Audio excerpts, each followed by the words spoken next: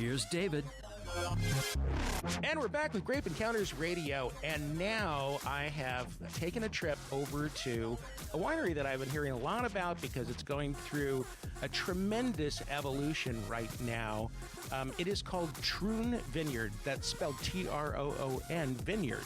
And it's in the Applegate Valley, which is a place you might remember. I did some interviews from here. Oh, gosh, it's been almost a year ago. But I've returned because of our attendance at the Oregon Wine Experience, but I've been wanting to share some thoughts about natural wines. And, you know, we hear the terms organic, perhaps biodynamic. Many people don't know that term yet, but I'm at Troon Vineyard and I'm sitting with Nate Winters. He's the national sales manager. He's a certified sommelier in the Court of Master Sommeliers. And welcome. Thank you. I appreciate coming out here and making time, giving me a spotlight. Well, thanks for inviting me out here. This is the most breathtaking property. I'm just absolutely stunned by how beautiful it is. The first time I came here was in wintertime. Well, actually, it was late fall, early winter. Didn't look like this. Was there any snow? There was just a lot of frost. Gotcha. At that point in time. But anyway, a gorgeous property, and it's been through a pretty important evolution. Important if you're into being much more in tune with the environment and all things natural and getting away from pesticides and all of those things. But before we get into what you guys are doing here and how you've transformed this property under new ownership over the past few years, I just wanted to jump back to like 10 or 12 years ago. I would go to places like Whole Foods, and this was actually before Grape Encounters.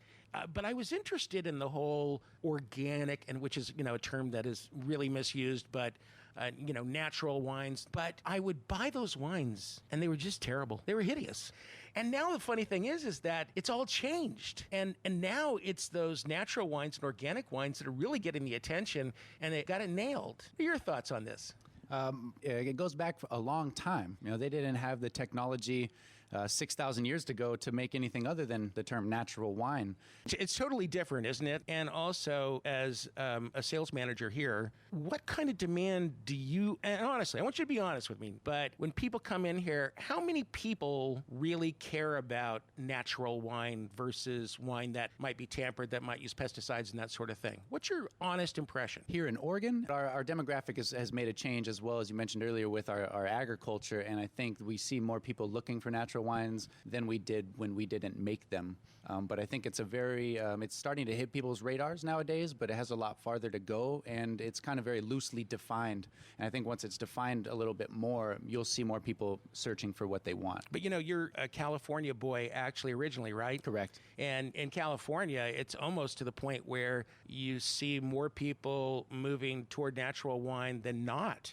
And I think to me, I think the wine industry may be the most socially conscientious of almost any industry that I can possibly think of. I agree. Wine is a social food, for lack of better words, very enjoyed in a social environments.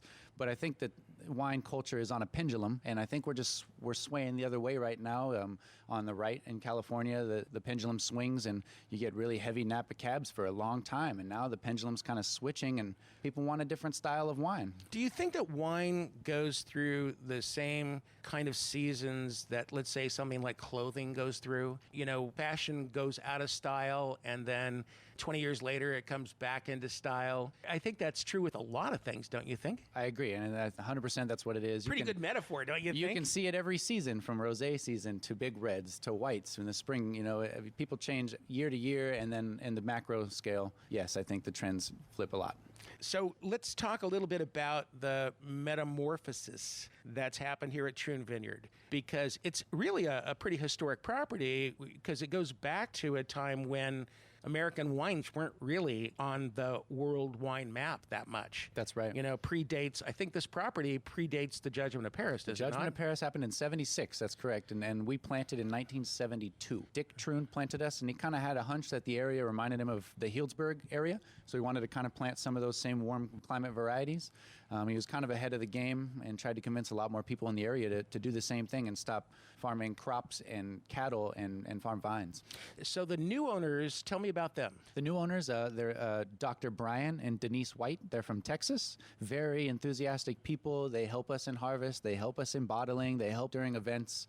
A really bright sense of ambiance they bring to the morale of the team, but fully supporting, being conscious of what we're doing to the land, not just trying to take all we can from it and make a profit. So the decision was made to not just make natural wines, but to make them using biodynamic principles. Yes. And when did you become certified as a biodynamic winery? We got officially certified this year. Just this year? Just last month.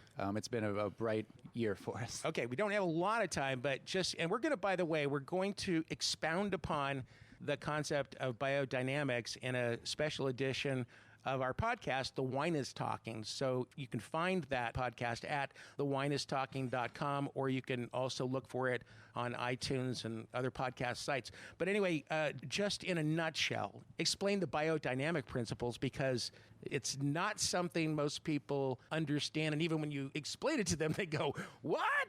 What? There is, kind of a voodoo side of biodynamics and a kind of science side, and we try to mesh those together so you can farm your property however you want.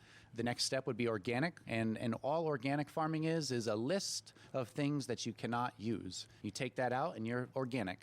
But biodynamics takes it one step further on what to put back into your soil for the sustainability and regenerative properties of the soil, and going forward with a more holistic harmony approach that everything's kind of tied together, to try to put it simply for you. Okay, and this includes being very tuned into the cycles of the moon, correct? That is correct. And I noticed you have a chart on the wall in there. So how does that work exactly? We keep a lunar calendar and the biodynamic calendar, and we try to follow it to the best of our abilities. A good example that I would give is according to which phase the moon is in, you have different days, fruit days, root days, different things to do different things on. You are advised to pick on a fruit day. But if it's going to rain, or not pick on a root day, but if it's going to rain, we have to pick the fruit. Okay, we don't have a lot of time, but if you want to hear more about biodynamics, just go to thewineistalking.com, and you're going to get the full discussion there. Does that seem fair to you? I love that. Please. All right.